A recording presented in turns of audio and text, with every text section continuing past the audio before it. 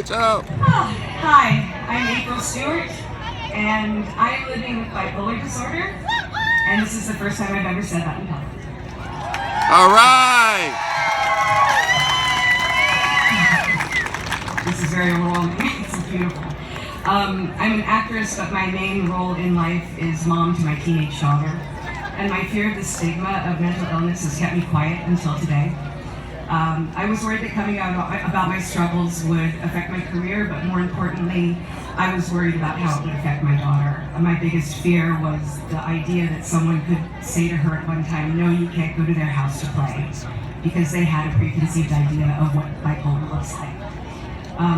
So my story basically is my diagnosis came later in my life.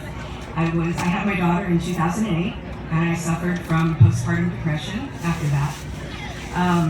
A few years later, I was diagnosed with ADD and put on a very high-dose stimulant.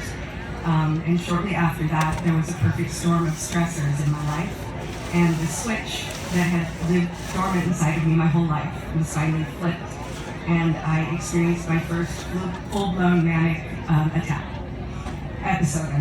And that left me and my family reeling. It had never happened before. I wish we'd known about NAMI then, because none of us knew what was happening or what to do or where to turn to help.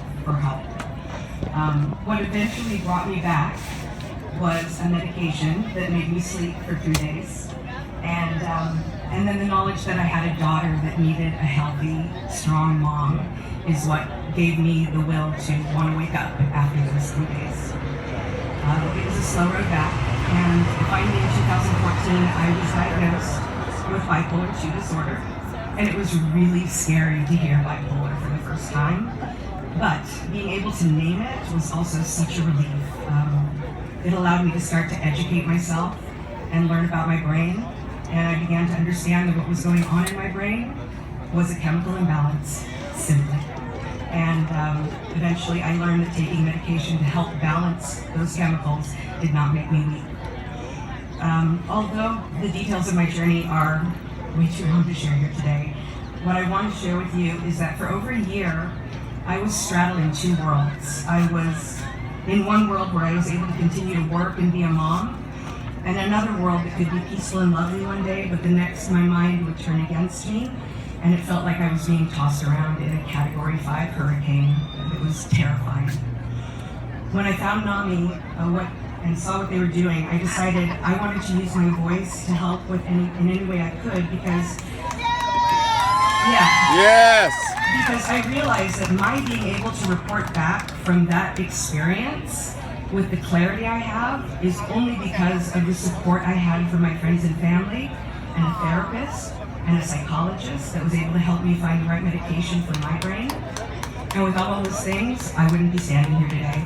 That's right. Absolutely lost. I realized that not everyone has these resources that I had at their disposal, and that's where NAMI comes in. It's a lifeline for so many people, and they offer free help and support to anyone who needs it.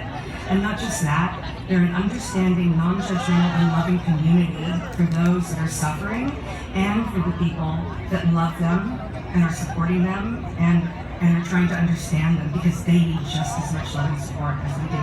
That's right. I want to thank NAMI for giving me the opportunity and the courage to use my voice in a new way. And I hope that in doing so, I can bring attention to the importance of mental health and break the stigma around mental illness. That's right. I hope that by standing here today will also let people know that they're not alone on their journey. I'm here with you. That's right. And you can find your way back. And NAMI is here to help you, and there's no shame in reaching out for that help. So, thank you. All right.